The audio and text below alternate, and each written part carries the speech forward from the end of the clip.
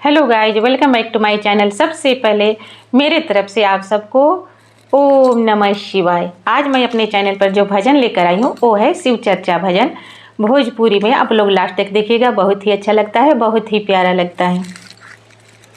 एक शिष्या कह रही है कि देखिए कैसे कह रही है कि शिव गुरु उनको क्या से क्या बना दिए, और वो शिव गुरु के भजन में इतना मग्न थी कि कैसे गीत के माध्यम से गा रही है। शिव गुरु हमें रंग रसिया हो, हमरो मार दिहले मतिया। शिव गुरु हमें रंग रसिया हो, हमरो मार दिहले मतिया।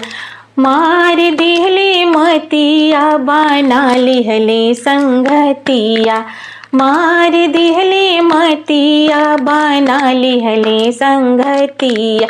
रे शिव गुरु हमें रंग रसिया हो, हमरो मार दिहले मतिया। ईटा पत्थर जोड़ जोड़ी महला बनावानी। ईटा पत्थर जोड़ जोड़ महला बनावानी। महला बनावानी, दो महला बनावानी। महला बनावानी, दो महला बनावानी। रे महला के मालिक हमरो बेटावा हो, हमरो मार दिहले मतिया। महला के मालिक हमरो बेटावा हो, हमरो मार दिहले मतिया। मार दिहले मतिया, बना ले संगतिया। मार दिहले मतिया, बना लिहले संगतिया। रे शिव गुरु हमें रंग रसिया हो, हमरो मार दिहले मतिया। कौड़ी कौड़ी जोड़ जोड़ बैंकवा में रखनी। बैंकवा में रखनी हो, बैंकवा में रखनी। अरे एटीएम के मालिक हमरो सजनवा हो, हमरो मार दिहले मतिया। एटीएम के मालिक मोर सजनवा हो, हमरो मार दिहले मतिया। मार दिहले मतिया, बना ले संगतिया। मार दिहले मतिया, बना लिहले संगतिया। अरे शिव गुरु हमें रंग रसिया हो, हमरो मार दिहले मतिया। शिव गुरु हमें मोर संगतिया हो, हमरो मार दिहले मतिया। लुगरी पहिरी पहिर चुनारी बटोरनी। लुगरी पहिरी पहिरी चुनारी बटोरनी।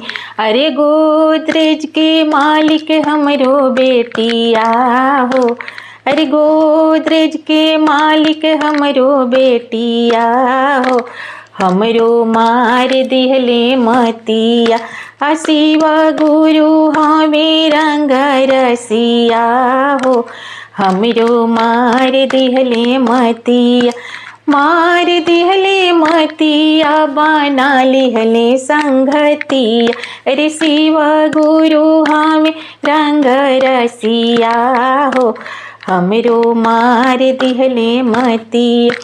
खुदी चुनी खाई खाई चावल बटोरनी। खुदी चुनी खाई खाई चावल बटोरनी। चावल बटोरनी हो, चावल बटोरनी।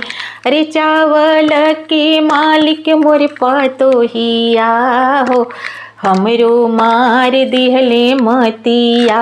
अरे चावल के मालिक मोर पतोहिया हो, हमरो मार दिहले मतिया। शिव गुरु हमें रंग रसिया हो, हमरो मार दिहले मतिया।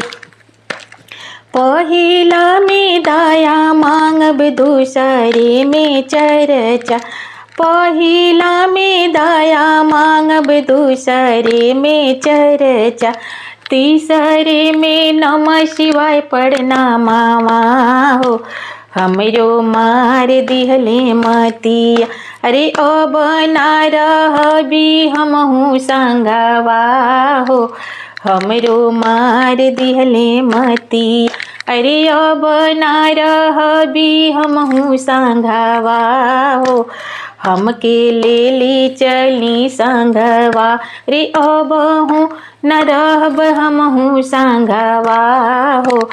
हमके ले चली संगवा, अरे शिव गो हमें रंग रसिया हो। हमरो मार दिहले मतिया, शिव गुरु हमें रंग रसिया हो। हमरो मार दिहले मतिया। अगर मेरा ये शिव चर्चा भजन आप लोग को अच्छा लगा होगा तो कमेंट में ज़रूर बताइएगा।